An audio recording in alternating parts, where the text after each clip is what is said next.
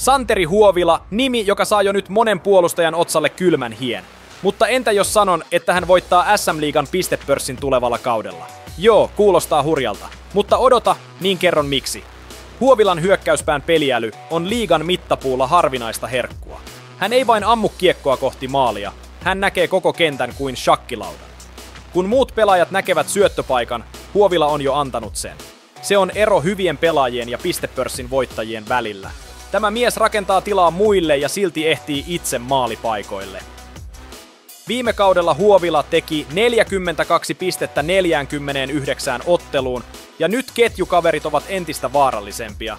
Huovila aloittaa kautensa hyvin todennäköisesti Jere Lassilan ja Leevi Tukiaisen kanssa. Ylipiste per peli, tahti ei ole haave, vaan realistinen tavoite. Ja kun ylivoimavastuu kasvaa, pisteitä alkaa ropista vielä nopeammin. Tiedän mitä kriitikot sanovat, ei riitä tasaisuus, liian nuori, ei pysty samaan kuin viime kauden ykkönen.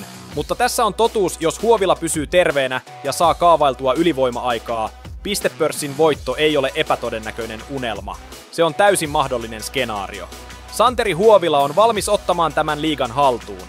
Hänen taitonsa, ketjukaverinsa ja nykyinen peliroolinsa muodostavat täydellisen myrskyn. Keväällä saatamme katsoa takaisin tähän hetkeen ja todeta, hän teki sen. Mutta mitä mieltä sinä olet? Voittaako Huovila pistepörssin? Vai yltääkö hän edes 10 parhaan pistemiehen joukkoon? Jätä kommentti alle ja kerro oma ennusteesi.